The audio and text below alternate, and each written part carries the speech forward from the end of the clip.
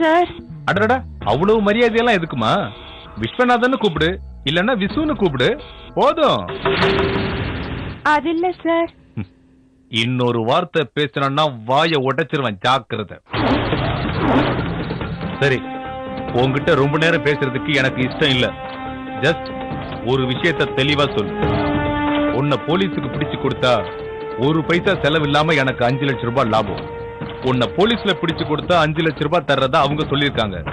ஒண்ணு பண்ணலாம், அது நல்லா இருக்கா? இல்ல நீயே 5 லட்சம் ரூபாய் எடுத்துக்கிட்டு இடத்த காலி பண்றியா? இது நல்லா இருக்கா? சார், இதே பெட்டர் சார். ப்ளீஸ் சார், நீங்க மனசை மாத்திக்காதீங்க சார். இதுலயும் பிக்ஸ் ஆயிடுங்க சார்.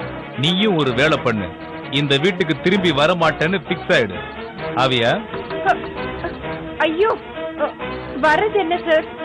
இனிமே இந்த வீட்டை ஏர் எடுத்து கூட பார்க்க மாட்டேன். நிச்சயமா போன் கூட பண்ண மாட்டேன். Promise sir. சரி, இந்த பணத்தை எடுத்துக்கிட்டு திரும்பி பார்க்காம இடத்த காலி பண்ணு. Thank you sir. நெல்லு, ஒரு நிமிஷம். இத புடி. இதுல நான் எப்படி சொல்றேனோ அதே மாதிரி எழுதணும். எழுது. பிரியமான என்னுடைய கணவர் வம்சிக்கு சார் எழுதுன்னு சொல்றேன்ல. இங்க இருந்த நாட்கள்ல நான் நல்லா யோசிச்சு பார்த்தேன். என்னுடைய கடைசி நாட்கள்ல நான் இங்க இருந்து உங்க முன்னாடியே நான் இறந்து போனேன்னா இந்த ஜென்மத்துல நீங்க என்ன மறக்க மாட்டீங்க. கீர்த்திக்கு நீங்க உண்மையா இருக்க மாட்டீங்க. நான் உயிரோடு இருந்தாலும் இல்லைனாலும் என்னால அநியாயம் நடக்கிறத நான் விரும்பல. அதனாலதான் போயிடலான்னு முடிவு பண்ணேன். நீங்க எனக்கு ஏதாவது கைமாறு செய்யணும்னு நினைச்சா அது என்ன மறந்து போறது மட்டும்தான் நினைச்சுக்கோங்க. நீங்க இந்த கடிதத்தை பார்த்த உடனே என்ன தேடுறதுக்கு நீங்க முயற்சி பண்ணுவீங்கன்னு எனக்கு நல்லா தெரியும். தயவு செஞ்சு அப்படியெல்லாம் செய்யாதீங்க. என் மேல சத்தியம். நீங்க என்ன மறந்ததுக்கு சாட்சியா இந்த கடிதத்தை கிழிச்சிருங்க. உங்க வாழ்க்கைங்கிற புத்தகத்துல கீர்த்தியோட சேர்ந்து புதிய வாழ்க்கையை தொடங்குங்க. இதுதான் என்னோட கடைசி ஆசை. என்ன மன்னிச்சிருங்க. இப்படிக்கு அபாக்கியவாதி சந்தனா. அப்பாடா.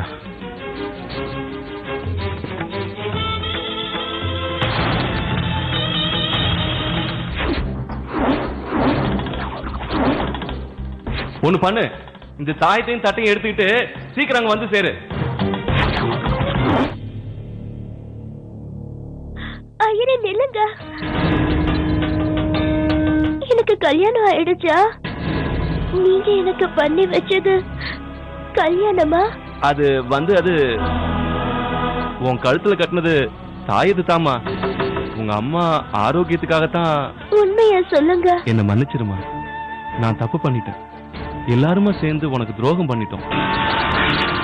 நானு, உங்க அப்பா, உன் புருஷன் குடும்பத்தில் இருக்கிற பெரியவங்க எல்லாரும் சேர்ந்துதாமா இந்த தாலியை உன் கழுத்துல ஏறுற மாதிரி பண்ணிட்டாங்க. விதியோட விளையாட்டின் காரணமா உன்னோட வாழ்க்கை உனக்கே தெரியாம நாசமாகிறதுக்கு நானும் ஒரு காரணமா இருந்துட்டேம்மா. நான் ஒரு மகா பாவிமா. வாழ்க்கைனா என்னன்னே தெரியாத இந்த சின்ன வயசுல உன்னை ஒரு பாழுங்கிணத்துல தள்ளி விட்ட பாவி நான் தாம்மா. ஆனா விதியை பாத்தியாமா, எவ்வளவு பலமா இருக்கு.